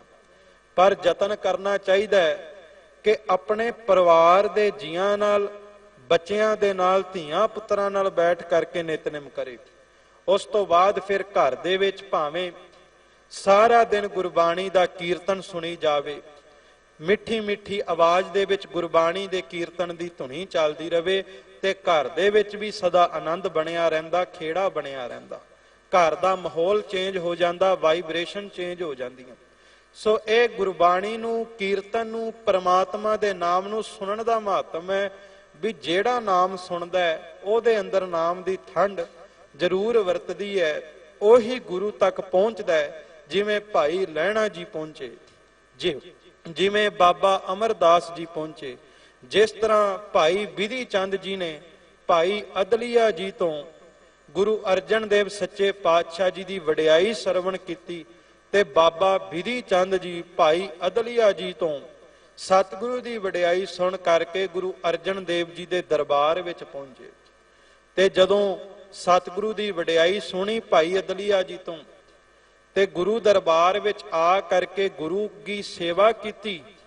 ਕਹਿੰਦੇ ਸੇਵਾ ਕਰਦੇ ਕਰਦੇ ਐਸਾ ਮਾਣ ਵੀ ਹਾਸਲ ਹੋ ਗਿਆ ਕਿ ਗੁਰੂ ਹਰਗੋਬਿੰਦ ਸਾਹਿਬ ਜੀ ਨੇ ਇਹ ਰੁਤਬਾ ਦੇ ਦਿੱਤਾ, ਬਿਧੀ ਚੰਦ ਛੀਨਾ ਗੁਰੂ ਕਾ ਸੀਨਾ, ਆਪਣੇ ਸੀਨੇ ਦਾ ਮਾਣ ਦੇ ਦਿੱਤਾ। ਪਰ ਇਹ ਮਾਣ ਤਾਂ ਮਿਲਦਾ ਜਦੋਂ ਪਹਿਲਾਂ ਸੁਣਿਆ ਹੈ, ਸੁਣ ਕੇ ਮੰਨਿਆ ਹੈ, ਤੇ ਮੰਨ ਕੇ ਫਿਰ ਗੁਰੂ ਦੇ ਸ਼ਬਦ ਦਾ ਅਭਿਆਸ ਕੀਤਾ, ਤਾਂ ਜਾ ਕੇ ਪ੍ਰਾਪਤੀ ਹੁੰਦੀ ਹੈ। ਸੋ ਸਤਿਗੁਰੂ ਗੁਰੂ ਨਾਨਕ ਸਾਹਿਬ ਮਹਾਰਾਜ ਕਹਿੰਦੇ ਕਿ ਪ੍ਰਮਾਤਮਾ ਦੇ ਨਾਮ ਨੂੰ ਸੁਣ ਕਰਕੇ ਹੀ ਮੁਖ ਦੇ ਵਿੱਚ ਇਹ ਤਾਕਤ ਹੁੰਦੀ ਹੈ, ਇਹ ਪ੍ਰਮਾਤਮਾ ਦੇ ਨਾਮ ਦੀ ਸਿਫਤ ਸਲਾਹ ਕਰ ਸਕੇ। ਅੱਗੇ ਸਤਿਗੁਰੂ ਗੁਰੂ ਨਾਨਕ ਸਾਹਿਬ ਮਹਾਰਾਜ ਸੱਚੇ ਪਾਤਸ਼ਾਹ ਜੀ ਬਚਨ ਕਰਦੇ ਨੇ, ਸੁਣਿਆ ਜੋਗ ਜੁਗਤ ਤਨ ਭੇਦ। ਪੁਰਾਣੇ ਸਮੇਂ ਦੇ ਵਿੱਚ ਜੋਗੀ ਜਨ ਜੋਗ ਮਤ ਦੇ ਦੁਆਰਾ ਸਰੀਰ ਦੀਆਂ ਨਾੜੀਆਂ ਦੇ, ਸਰੀਰ ਦੀਆਂ ਇੰਦਰੀਆਂ ਦੇ ਕਾਫੀ ਭੇਤ ਲੋਕਾਂ ਨੂੰ ਦੱਸਿਆ ਕਰਦੇ ਸੀ। ਸਰੀਰ ਦੇ ਕਈ ਚੱਕਰ ਲੋਕਾਂ ਨੂੰ ਦੱਸਦੇ ਨੇ, ਤੇ ਜੋਗ ਮਤ ਦੁਆਰਾ ਚੱਕਰ ਦੱਸ ਕਰਕੇ ਲੋਕਾਂ ਨੂੰ ਚੱਕਰਾਂ ਦੇ ਵਿੱਚ ਹੀ ਪਾ ਦੇਣਾ। ਲੋਕ ਉਸੇ ਕਿਰਿਆਵਾਂ ਦੇ ਵਿੱਚ ਹੀ ਉਲਝ ਕੇ ਰਹਿ ਜਾਂਦੇ ਸੀ, ਸਰੀਰ ਦੇ ਚੱਕਰਾਵਾਂ ਦੇ ਵਿੱਚ ਹੀ ਉਲਝ ਕੇ ਚੱਕਰਾਂ ਵਿੱਚ ਪੈ ਜਾਂਦੇ ਸੀ, ਪਰ ਪ੍ਰਮਾਤਮਾ ਦੀ ਪ੍ਰਾਪਤੀ ਕੋਈ ਨਹੀਂ ਸੀ ਹੁੰਦੀ। ਤੇ ਆਪਣੇ ਹੀ ਜੋਗ ਮਤ ਦਾ ਹੰਕਾਰ ਹੋ ਜਾਂਦਾ ਸੀ ਕਿ ਮੈਂ ਇਤਨਾ ਜੋਗ ਅਭਿਆਸ ਕਰ ਲਿਆ। ਤੇ ਸਤਿਗੁਰੂ ਗੁਰੂ ਨਾਨਕ ਸਾਹਿਬ ਮਹਾਰਾਜ ਕਹਿੰਦੇ ਵੀ ਸਰੀਰ ਦੇ ਚੱਕਰਾਂ ਦੇ ਵਿੱਚ ਉਲਝਣ ਵਾਲਿਆ ਚੇਤੇ ਰੱਖੀ, ਸਰੀਰ ਦੇ ਚੱਕਰਾਂ ਦਾ ਭੇਦ ਸਮਝਣ ਤੋਂ ਪਹਿਲਾਂ ਤੈਨੂੰ ਮੌਤ ਨੇ ਆਪਣੇ ਚੱਕਰ ਵਿੱਚ ਉਲਝਾ ਲੈਣਾ। ਇਸ ਕਰਕੇ ਤੂੰ ਪਰਮਾਤਮਾ ਦੇ ਨਾਮ ਦੇ ਵਿੱਚ ਜੁੜ, ਪਰਮਾਤਮਾ ਦੀ ਸਿਫਤ ਸਲਾਹ ਵਿੱਚ ਜੁੜ, ਪਰਮਾਤਮਾ ਦੇ ਨਾਮ ਨੂੰ ਜਪ, ਪਰਮਾਤਮਾ ਦੇ ਨਾਮ ਨੂੰ ਸੁਣਿਆ ਕਰ। ਪਰਮਾਤਮਾ ਦੇ ਨਾਮ ਨੂੰ ਸੁਣ ਕਰਕੇ ਆਪਣੇ ਆਪ ਹੀ ਇਹ ਸਰੀਰ ਦੇ ਤੇ ਆਤਮਾ ਦੇ ਸਾਰੇ ਭੇਦ ਹੀ ਖੁੱਲ ਜਾਣਗੇ। ਕਿਉਂਕਿ ਵਿਅਕਤੀ ਆਪਣੇ ਸਰੀਰ ਦੀ ਖੋਜ ਤਾਂ ਬਹੁਤ ਕਰ ਰਿਹਾ, ਪਰ ਆਪਣੀ ਅੰਤਰ ਆਤਮਾ ਦੀ ਖੋਜ ਨਹੀਂ ਕਰਦਾ। ਆ ਮਿੱਟੀ ਦੇ ਪੁਤਲੇ ਨੂੰ ਜੋ ਜਨਮ ਤੋਂ ਬਾਅਦ ਮਾਂ ਪਿਓ ਨੇ ਨਾਮ ਦੇ ਦਿੱਤਾ, ਸਾਰੀ ਉਮਰ ਉਸੇ ਨਾਮ ਦਾ ਢੋਲ ਵਜਾਉਂਦਾ, ਪਰ ਕਦੇ ਵੀ ਇਕੱਲਿਆਂ ਬੈਠ ਕਰਕੇ ਇਹ ਨਹੀਂ ਸੋਚਦਾ ਵੀ ਮਿੱਟੀ ਦੇ ਪੁਤਲੇ ਦੇ ਅੰਦਰ ਜੋ ਵਰਤ ਰਿਹਾ ਉਹ ਕੌਣ ਹੈ। ਤੇ ਗੁਰੂ ਗ੍ਰੰਥ ਸਾਹਿਬ ਮਹਾਰਾਜ ਨੇ ਕਿਹਾ ਵੀ ਮਿੱਟੀ ਦਾ ਪੁਤਲਾ ਬਾਹਰੋਂ ਨਜ਼ਰ ਆਉਂਦਾ, ਪਰ ਆਪਣੇ ਆਪੇ ਨੂੰ ਇੱਕ ਸਵਾਲ ਕਰੀ, ਸੁਨੋ ਰੇ ਤੂੰ ਕੌਣ, ਕਹਾਂ ਤੇ ਆਇਓ, ਇਹ ਤੀਕ ਨਾ ਜਾਨੋ, ਕੇਤਿਕ ਮੁੱਦਤ ਚਲਤੇ ਖਬਰ ਨਾ ਪਾਇਓ। ਤੇਰੇ ਅੰਤਰ ਆਤਮਾ ਕਿੰਨੀਆਂ ਮੁੱਦਤਾਂ ਤੋਂ ਜਨਮ ਧਾਰ ਰਹੀ ਹੈ, ਫਿਰ ਸਰੀਰ ਬਦਲ ਰਹੀ ਹੈ, ਫਿਰ ਜਨਮ ਧਾਰ ਰਹੀ ਹੈ, ਤੈਨੂੰ ਤੇਰੀ ਅੰਤਰ ਆਤਮਾ ਦੀ ਸੋਝੀ ਨਹੀਂ। ਪਰ ਜਦੋਂ ਪਰਮਾਤਮਾ ਦੇ ਨਾਮ ਨੂੰ ਜਪਣ ਦਾ ਯਤਨ ਕਰਦੇ, ਫਿਰ ਇਹ ਸੋਝੀ ਹੁੰਦੀ ਹੈ। ਪਰਮਾਤਮਾ ਦੇ ਨਾਮ ਨੂੰ, ਪਰਮਾਤਮਾ ਦੇ ਹੁਕਮ ਨੂੰ ਸੁਣ ਕਰਕੇ ਕਿ ਮਿੱਟੀ ਦਾ ਪੁਤਲਾ ਉਹਦੀ ਹੋਂਦ ਵੱਖਰੀ ਹੈ ਤੇ ਅੰਤਰ ਆਤਮਾ ਦੀ ਹੋਂਦ ਵੱਖਰੀ ਹੈ।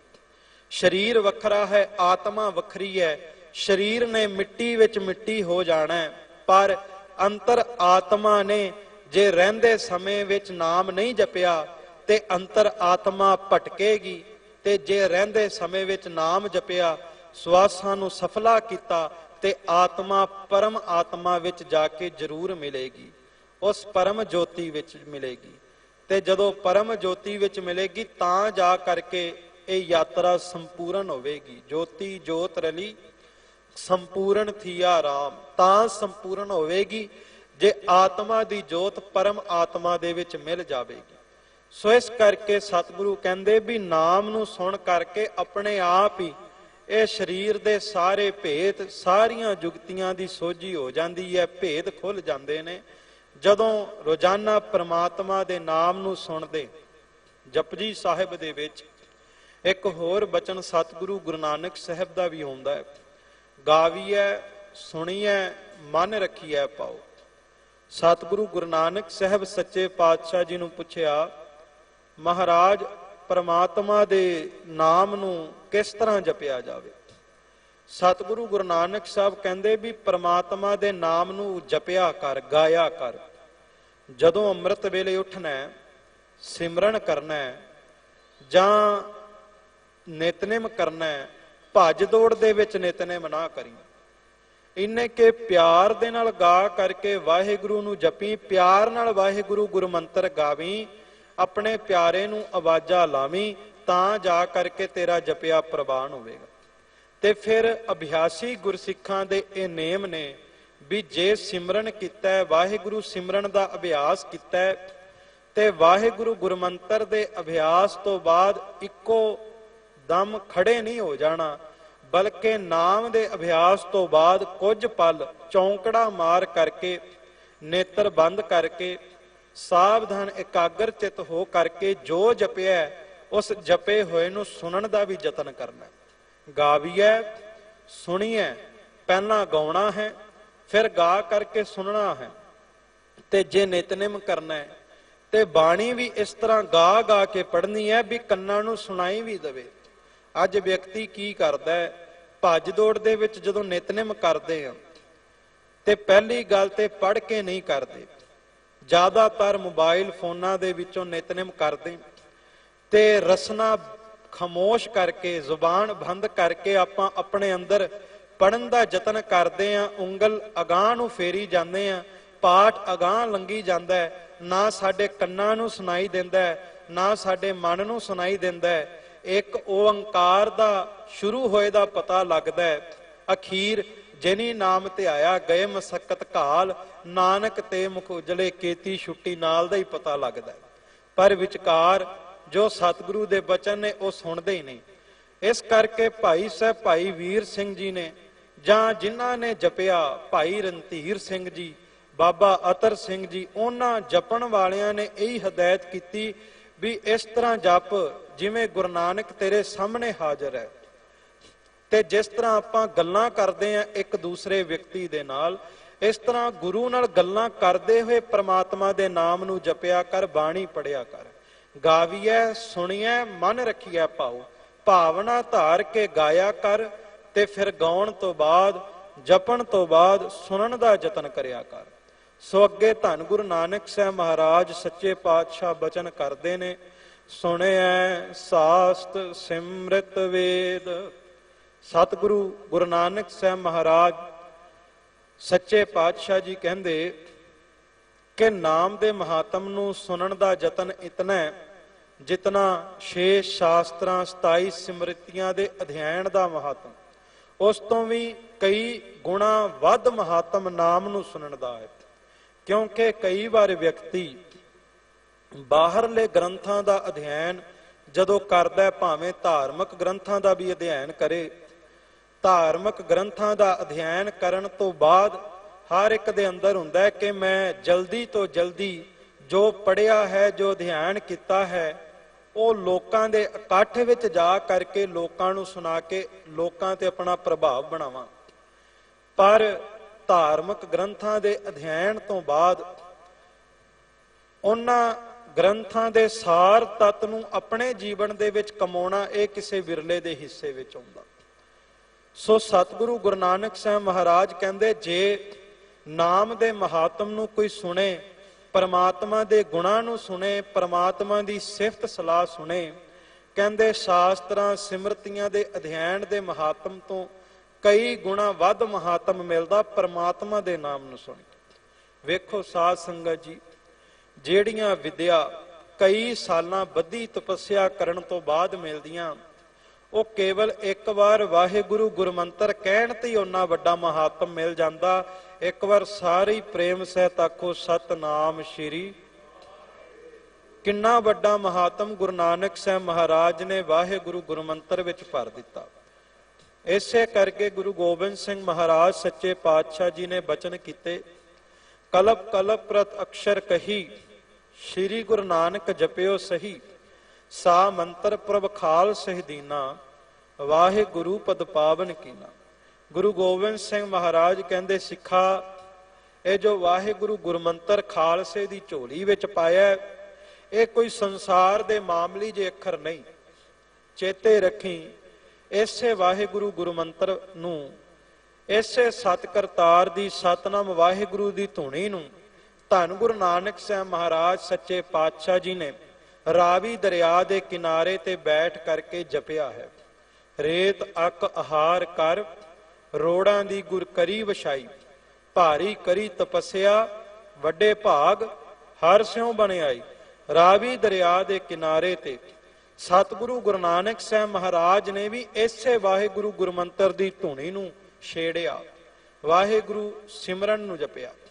ਤੇ ਸਤਿਗੁਰੂ ਗੁਰੂ ਨਾਨਕ ਸਾਹਿਬ ਨੇ ਸਾਰੀਆਂ ਨਿਆਮਤਾਂ, ਰਹਿਮਤਾਂ, ਬਖਸ਼ਿਸ਼ਾਂ ਇਸ ਵਾਹਿਗੁਰੂ ਗੁਰਮੰਤਰ ਦੇ ਵਿੱਚ ਭਰ ਦਿੱਤੀਆਂ। ਹੁਣ ਜਿਹੜਾ ਵੀ ਆਪਣੇ ਮੁਖ ਦੇ ਵਿੱਚੋਂ ਵਾਹਿਗੁਰੂ ਗੁਰਮੰਤਰ ਦਾ ਅਭਿਆਸ ਕਰੇਗਾ, ਰੋਜ਼ਾਨਾ ਘਰ ਦੇ ਵਿੱਚ ਔਂਕੜਾ ਲਾ ਕਰਕੇ ਅੰਮ੍ਰਿਤ ਵੇਲੇ ਵਾਹਿਗੁਰੂ ਦਾ ਅਭਿਆਸ ਕਰੇਗਾ, ਬਾਣੀ ਦਾ ਨਿਤਨੇਮ ਕਰੇਗਾ, ਸਤਿਗੁਰੂ ਕਹਿੰਦੇ ਜਿਹੜਾ ਸਿੱਖ ਰੋਜ਼ਾਨਾ ਸਿਮਰਨ ਕਰੇਗਾ, ਨਿਤਨੇਮ ਕਰੇਗਾ, ਉਸ ਸਿੱਖ ਦੇ ਘਰ ਗੁਰੂ ਨਾਨਕ ਸਾਹਿਬ ਮਹਾਰਾਜ, ਧੰਨ ਗੁਰੂ ਹਰਿਕ੍ਰਿਸ਼ਨ ਸਾਹਿਬ ਮਹਾਰਾਜ ਖੁਦ ਚੌਂਕੜਾ ਲਾ ਕਰਕੇ ਸ਼ੁਭਾਏਮਾਨ ਹੋ ਜਾਣਗੇ। ਜਿਹੜਾ ਸਿੱਖ ਰੋਜ਼ਾਨਾ ਵਾਹਿਗੁਰੂ ਹੈ, ਵਡਿਆਈ ਹੈ ਪ੍ਰਮਾਤਮਾ ਦੇ ਨਾਮ ਦੀ। ਤੇ ਅੱਗੇ ਸਤਿਗੁਰੂ ਗੁਰੂ ਨਾਨਕ ਸਾਹਿਬ ਮਹਾਰਾਜ ਅੱਗੇ ਬਖਸ਼ਿਸ਼ ਕਰਦੇ ਨੇ ਵੀ ਨਾਮ ਨੂੰ ਸੁਣ ਕਰਕੇ, ਪ੍ਰਮਾਤਮਾ ਦੇ ਨਾਮ ਨੂੰ ਸੁਣ ਕਰਕੇ ਜਿਹੜਾ ਇਨਸਾਨ ਹੈ ਇਹ ਬਦਲ ਜਾਂਦਾ ਹੈ। ਬਦਲ ਇਸ ਤਰ੍ਹਾਂ ਜਾਂਦਾ ਹੈ ਕਿ ਜਿਨ ਮਾਨਸ ਤੇ ਦੇਵ ਤੇ ਕੀਏ ਕਰਤ ਨਾ ਲਾਗੀ ਵਾਰ। ਇਨਸਾਨ ਜਦੋਂ ਭਗਵਾਨ ਨੂੰ ਜਪਣ ਦਾ ਯਤਨ ਕਰਦਾ ਹੈ, ਭਗਵਾਨ ਨੂੰ ਜਪਦਾ ਜਪਦਾ ਭਗਵਾਨ ਦਾ ਰੂਪ ਹੋ ਜਾਂਦਾ ਹੈ। ਹਰ ਹਰ ਜਨ ਦੁਈ ਏਕ ਹੈ, ਬਿਬ ਵਿਚਾਰ ਕਛੁ ਨਾਹਿ। ਸਤਿਗੁਰੂ ਬਚਨ ਕਰਦੇ ਨੇ, ਨਾਨਕ ਭਗਤਾ ਸਦਾ ਵਿਗਾਸ। ਪਹਿਲਾ ਸੁਣਿਆ, ਫਿਰ ਭਗਤਾ ਵਿਗਾਸ, ਤੇ ਫਿਰ ਦੁਖ ਪਾਪ ਕਾ ਨਾਸ। ਇਹ ਚਾਰ ਅਵਸਥਾਵਾਂ ਵੀ ਨੇ। ਸਤਿਗੁਰੂ ਗੁਰੂ ਨਾਨਕ ਸਾਹਿਬ ਕਹਿੰਦੇ ਨਾਮ ਨੂੰ ਸੁਣ ਕਰਕੇ ਜਿੱਥੇ ਭਗਤ ਹੋਵੇਗਾ, ਕਹਿੰਦੇ ਉੱਥੇ ਇੱਕ ਬੜੀ ਵੱਡੀ ਦਾਤ ਮਿਲ ਜਾਵੇਗੀ, ਸਦਾ ਖੇੜੇ ਵਿੱਚ ਟਿਕਿਆ ਰਹੇਗਾ। ਜਿਸ ਤਰ੍ਹਾਂ ਧੰਨ ਗੁਰੂ ਅਮਰਦਾਸ ਸੱਚੇ ਪਾਤਸ਼ਾਹ ਜੀ ਦੇ ਬਚਨ ਨੇ, ਪ੍ਰਹਿਲਾਦ ਕੋਠੇ ਵਿੱਚ ਰੱਖਿਆ ਬਾਰ ਦੀਆ ਤਾਲਾ, ਕਿ ਜਦੋਂ ਭਗਤ ਪ੍ਰਹਿਲਾਦ ਜੀ ਪਰਮਾਤਮਾ ਦੇ ਨਾਮ ਨੂੰ ਜਪਦੇ ਨੇ, ਹੁਣ ਉਹਨਾਂ ਦਾ ਜੋ ਪਿਤਾ ਹਰਨਾਕਸ਼ ਹੈ ਉਹ ਚਾਹੁੰਦਾ ਨਹੀਂ ਵੀ ਇਹ ਪਰਮਾਤਮਾ ਦੇ ਨਾਮ ਦਾ ਜਪਣ ਕਰਨ। ਕਈ ਯਤਨ ਕੀਤੇ, ਕਦੇ ਸ਼ਸਤਰਾਂ ਨਾਲ ਡਰਾਇਆ, ਪਹਾੜਾਂ ਤੋਂ ਗੇਰਿਆ, ਹੋਲਕਾ ਭੂਆ ਦੀ ਗੋਦ ਵਿੱਚ ਬਿਠਾ ਕਰਕੇ ਅੱਗ ਦੇ ਵਿੱਚ ਵੀ ਚੌਂਕੜੇ ਲਵਾਤੇ, ਪਰ ਭਗਤ ਦੇ ਚਿਹਰੇ ਦੇ ਉੱਤੇ ਸ਼ਿਕਣ ਨਹੀਂ ਆਇਆ, ਭਗਤ ਦਾ ਚਿਹਰਾ ਮੁਰਝਾਇਆ ਨਹੀਂ। ਭਗਤ ਪ੍ਰਹਿਲਾਦ ਜੀ ਉਦੋਂ ਵੀ ਖਿੜੇ ਮੱਥੇ ਪਰਮਾਤਮਾ ਦੇ ਨਾਮ ਦਾ ਸਿਮਰਨ ਕਰਦੇ, ਪਰਮਾਤਮਾ ਦਾ ਜਪਣ ਕਰਦੇ। ਇਸ ਕਰਕੇ ਗੁਰੂ ਅਮਰਦਾਸ ਸੱਚੇ ਪਾਤਸ਼ਾਹ ਕਹਿੰਦੇ ਵੀ ਜਿਵੇਂ ਭਗਤ ਪ੍ਰਹਿਲਾਦ ਜੀ ਦੇ ਹਿਰਦੇ ਵਿੱਚ ਸਦਾ ਖੇੜਾ ਬਣਿਆ ਰਿਹਾ, ਤੇ ਹਰਨਾਕਸ਼ ਦੇ ਇੰਨੇ ਯਤਨਾਂ ਤੋਂ ਬਾਅਦ ਵੀ ਭੈ ਭੀਤ ਨਹੀਂ ਹੋਏ। ਸਿੱਖਾ, ਜੇ ਤੂੰ ਵੀ ਨਾਮ ਜਪੇਂਗਾ ਚੇਤੇ ਰੱਖੀ, ਜਿਵੇਂ ਪਰਮਾਤਮਾ ਨੇ ਭਗਤ ਪ੍ਰਹਿਲਾਦ ਦੀ ਲਾਜ ਰੱਖੀ ਹੈ, ਉਹ ਪਰਮਾਤਮਾ ਦੁਨੀਆ ਦੇ ਤਖਤੇ ਤੇ ਤੇਰੀ ਵੀ ਲਾਜ ਰੱਖੇਗਾ। ਪਰਮਾਤਮਾ ਦਾ ਤੇ ਸੁਭਾਵ ਹੈ, ਜਿਹੜਾ ਪਰਮਾਤਮਾ ਦਾ ਭਗਤ ਹੁੰਦਾ, ਪਰਮਾਤਮਾ ਉਹਦੀ ਲਾਜ ਰੱਖਦਾ। ਹਰ ਜੁਗ ਜੁਗ ਭਗਤ ਉਪਾਇਆ, ਪੈਜ ਰੱਖਦਾ ਆਇਆ ਰਾਮ ਰਾਜੇ। ਪਰਮਾਤਮਾ ਆਪਣੇ ਪਿਆਰਿਆਂ ਦੀ ਲਾਜ ਰੱਖਦਾ। ਜਿਵੇਂ ਭਗਤ ਨਾਮਦੇਵ ਜੀ ਨੂੰ ਮੰਦਰ ਦੇ ਪੁਜਾਰੀਆਂ ਨੇ ਧੱਕੇ ਦਿੱਤੇ, ਪਰ ਫਿਰ ਵੀ ਮੰਦਰ ਦੇ ਪਿਛਲੇ ਬੂਹੇ ਤੇ ਬੈਠ ਕਰਕੇ ਪਰਮਾਤਮਾ ਨੂੰ ਖਿੜੇ ਮੱਥੇ ਜਪਿਆ, ਤੇ ਪਰਮਾਤਮਾ ਨੇ ਭਗਤ ਦੀ ਲਾਜ ਰੱਖਣ ਵਾਸਤੇ ਫੇਰ ਦਿਆ ਦੇਹਰਾ ਨਾਮੇ ਕੋ ਪੰਡੀਅਨ ਕੋ ਪਿਛਵਾਰ ਲਾ। ਸੋ ਭਗਤਾਂ ਦੇ ਚਿਹਰੇ ਤੇ ਸਦਾ ਖੇੜਾ ਬਣਿਆ ਰਹਿੰਦਾ ਹੈ, ਦੁੱਖਾਂ ਦੇ ਵਿੱਚ ਮਰਝਾਉਂਦੇ ਨਹੀਂ। ਅੱਗੇ ਸਤਿਗੁਰੂ ਬਚਨ ਕਰਦੇ, ਸੁਣਿਆ ਦੁੱਖ ਪਾਪ ਕਾ ਨਾਸ। ਕਹਿੰਦੇ ਜਿੱਥੇ ਪਰਮਾਤਮਾ ਦੇ ਨਾਮ ਨੂੰ ਸੁਣ ਕੇ ਭਗਤ ਹੁੰਦਾ ਹੈ, ਪਰਮਾਤਮਾ ਦੇ ਨਾਮ ਨੂੰ ਸੁਣ ਕੇ ਸਦਾ ਖੇੜਾ ਬਣਦਾ, ਉੱਥੇ ਦੁੱਖਾਂ ਪਾਪਾਂ ਦਾ ਨਾਸ ਹੁੰਦਾ ਹੈ। ਮਨ ਬਾਂਛਤ ਫਲ ਪਾਵੈ ਸੋਈ, ਦੁੱਖ ਨਾ ਤਿਸੈ ਵਿਆਪਤ ਕੋਈ। ਜਹਾਂਗੀਰ ਬਾਦਸ਼ਾਹ ਦਾ ਇੱਕ ਵਜ਼ੀਰ ਹੋਇਆ, ਵਜ਼ੀਰ ਖਾਂ। ਉਹ ਵਜ਼ੀਰ ਖਾਂ ਦੇ ਪੇਟ ਵਿੱਚ ਤਕਲੀਫ ਹੋ ਗਈ, ਪਾਣੀ ਭਰ ਗਿਆ ਤੇ ਬਹੁਤ ਪੀੜਾ ਹੋਵੇ, ਵੈਦਾਂ ਤੋਂ ਇਲਾਜ ਨਾ ਹੋਵੇ। ਕਹਿੰਦੇ ਉਸ ਵਜ਼ੀਰ ਖਾਂ ਦੇ ਗਵਾਂਢ ਵਿੱਚ ਇੱਕ ਸਿੱਖ ਰਹਿੰਦਾ ਸੀ, ਸਤਿਗੁਰਾਂ ਦਾ ਰੋਜ਼ਾਨਾ ਬਾਣੀ ਪੜ੍ਹਦਾ ਸੀ ਉੱਚੀ ਉੱਚੀ ਪ੍ਰੇਮ ਦੇ ਨਾਲ। ਉਹ ਵਜ਼ੀਰ ਖਾਂ ਆਪਣੀ ਪੇਟ ਦੀ ਤਕਲੀਫ ਦੇ ਨਾਲ ਤੜਪ ਰਿਹਾ ਸੀ। ਸਿੱਖ ਸੁਖਮਨੀ ਸਾਹਿਬ ਦਾ ਪਾਠ ਕਰ ਰਿਹਾ ਸੀ, ਸਿਮਰੋ ਸਿਮਰ ਸਿਮਰ ਸੁਖ ਪਾਵੋ, ਕਲ ਕਲੇਸ਼ ਤਨ ਮਾਹੇ ਮਟਾਵੋ। ਬਾਣੀ ਸੁਣ ਕਰਕੇ ਉਹਨੂੰ ਬੜਾ ਆਰਾਮ ਮਿਲਿਆ। ਬਾਣੀ ਸਮਾਪਤ ਹੋਈ, ਸਿੱਖ ਨੂੰ ਪੁੱਛਦਾ ਕਿਹਦਾ ਕਲਾਮ ਪੜ੍ਹਿਆ। ਉਹ ਸਿੱਖ ਕਹਿਣ ਲੱਗਾ ਇਹ ਗੁਰੂ ਅਰਜਨ ਦੇਵ ਜੀ ਦੀ ਬਾਣੀ ਹੈ, ਸੁਖਮਨੀ ਸਾਹਿਬ। ਸੁਖਮਨੀ ਸੁੱਖਾਂ ਦੀ ਨਿੱਧ, ਪੜ੍ਹਦਿਆਂ ਸੁਣਦਿਆਂ ਦੇ ਕਾਰਜ ਸਿੱਧ। ਵਜ਼ੀਰ ਖਾਂ ਕਹਿੰਦਾ ਮੈਨੂੰ ਸਤਿਗੁਰ ਕੋਲ ਲੈ ਜਾ। ਵਜ਼ੀਰ ਖਾਂ ਬਾਦਸ਼ਾਹ ਦਾ ਵਜ਼ੀਰ ਗੁਰੂ ਅਰਜਨ ਦੇਵ ਜੀ ਕੋਲ ਆਇਆ, ਕਹਿੰਦਾ ਮਹਾਰਾਜ ਮੇਰੀ ਬੰਦ ਖਲਾਸੀ ਕਰ ਦਿਓ, ਤਕਲੀਫ ਬਹੁਤ। ਸਤਿਗੁਰੂ ਦਾ ਸੁਭਾਵ ਸਿੱਖਾਂ ਨੂੰ ਵਡਿਆਈ ਦੇਣ ਦਾ। ਮਹਾਰਾਜ ਨੇ ਬਾਬਾ ਬੁੱਢਾ ਜੀ ਕੋਲ ਭੇਜਿਆ। ਬਾਬਾ ਬੁੱਢਾ ਜੀ ਕੋਲ ਗਿਆ, ਕਹਿੰਦਾ ਪੇਟ ਦੀ ਤਕਲੀਫ ਤੋਂ ਮੁਕਤੀ ਕਰ ਦਿਓ। ਬਾਬਾ ਬੁੱਢਾ ਜੀ ਸੇਵਾ ਕਰ ਰਹੇ ਸੀ, ਪਾਸੇ ਕਰਕੇ ਕਹਿੰਦੇ ਪਾਸੇ ਉਹ ਸੇਵਾ ਕਰਨ ਦੇ। ਉਹ ਫਿਰ ਵੀ ਖੜਿਆ ਰਿਹਾ ਅਡੋਲ ਚਿੱਤ, ਤੇ ਬੜੇ ਪ੍ਰੇਮ ਨਾਲ ਤੱਕਦਾ ਰਿਹਾ। ਬਾਬਾ ਬੁੱਢਾ ਸਾਹਿਬ ਜੀ ਨੇ ਟੋਕਰੀ ਉਹਦੇ ਵੱਲ ਵਗਾਈ, ਕਹਿੰਦੇ ਟੋਕਰੀ ਪਕੜ ਕੇ ਸੇਵਾ ਕਰ। ਟੋਕਰੀ ਵਗਾਈ, ਉਹਦੇ ਪੇਟ ਤੇ ਵੱਜੀ, ਸਾਰਾ ਪਾਣੀ ਨਿਕਲ ਗਿਆ ਤੇ ਪੇਟ ਦੀ ਤਕਲੀਫ ਤੋਂ ਮੁਕਤ ਹੋ ਗਿਆ।